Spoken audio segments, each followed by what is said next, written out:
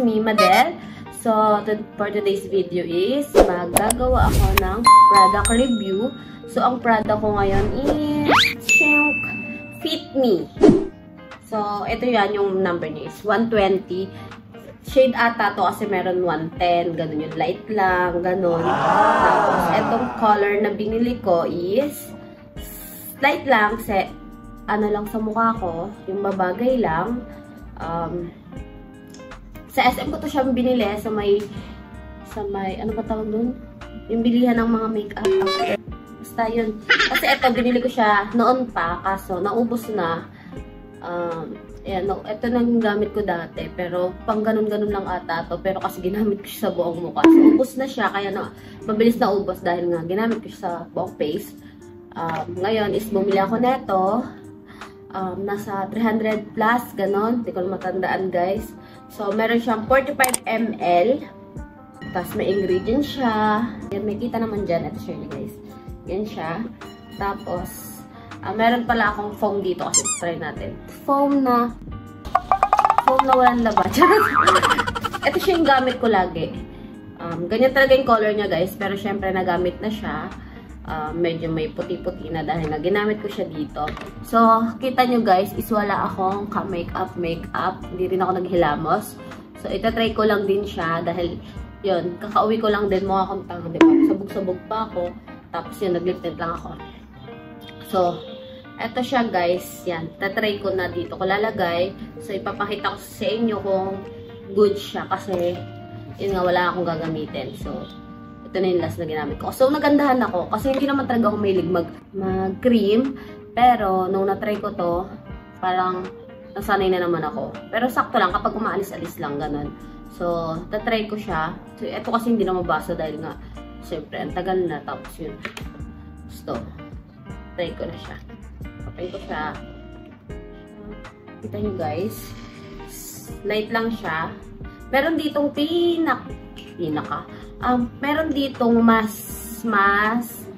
maputi, pero parang hindi na ano sa mukha ko yun kasi yung mukha ko, maputi rin naman mukha ko guys, pero sakto lang, mas okay na sakto lang, wag yung sobrang puti, baka maging espasol.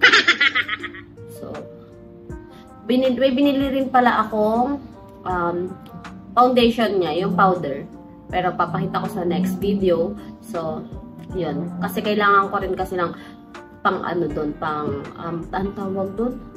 Mutan ko. So, kailangan din ng powder para mag-blend yung ano niya. So, yun. Ito siya guys. Yun, nilagay ko siya. Tinan mo yung ano niya, color niya. Light lang talaga siya. So, ayan, nilagay ko siya dito. Ayan. Hindi ako sanay sa mga makeup guys. Pero, ito yung ginagamit ko. So, ito siya. Ang bango.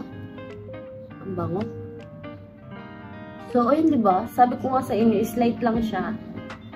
Tapos, lagyan mo na lang siya ng foundation. Pero, ang ganda niya, guys. So, talagang nagustuhan ko siya, kaya bumili ako.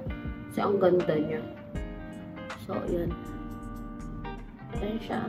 Kunti lang nilalagay ko. Kasi, ayan.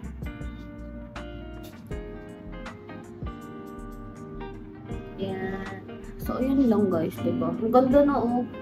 Diba? Pretty na ng color niya. Wait. Pretty. Light lang siya. Ubusin ko na to guys. Pakita ko lang sa inyo. Yan. Tsaka ang bango niya guys. Siguro tatagal naman to sa akin eh. Tatagal siya sa akin. Kasi, di naman din ako malakas. Lalo kapag umaalis lang ako gumagamit nito. Kasi kapag nandito lang ako sa bahay, sabog-sabog lang ako ganun.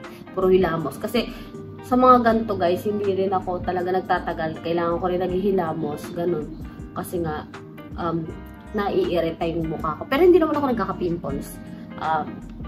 Hindi ako pimplesin. Pero syempre, parang minsan nag-ano na yung mukha mo. Parang ang dry na. Or kapag pawis ka or galing ka sa initan, ganun. Parang yung iba fresh eh. Pero ako parang hindi. Ewan ko. Siguro sa mata ko, ganun. Sa mata ko. Kapag nakikita ko itsura ko kasi parang ang itim ko naman. Pero sinasabi naman nila, maputi naman daw ako. Pero para sa akin, parang maitim ako, ganun. Siyempre, hindi natin nakikita yung totoong tayo. Pagkatao natin. So, yun, mas nakikita ng iba. So, sila ang makakapanghusga sa'yo. Kaya nga maraming mapanghusgang tao, di ba? So, ang rate ko dito, guys, is 10/10 kasi ang ganda niya talaga. Ito kasi naubos na yun. Alam ko, 200 plus bili ko dito. Tapos, ito, 300 plus. Ayun, Watson. Sa Watson, guys, may discount. Discount, ano ba tawag dun? Yung mumura, yung gano'n. Discount ba? Oh, discount. Discount ba yun? Parang mababa yung presyo niya. Meron nga dun may mga yung ano sa mukha, pang moisturizer, mura lang siya. Parang dati mahal kong binili yun, tapos ngayon ang mahal na. Ay, mura na. Ang mahal dati, tapos ngayon mura na. May ano sila ngayon, may sale. Yes! Sale, ganun, sale.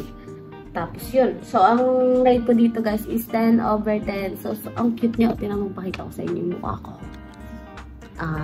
Diba? Kinis, B. Ang kinis. Ang cute-cute.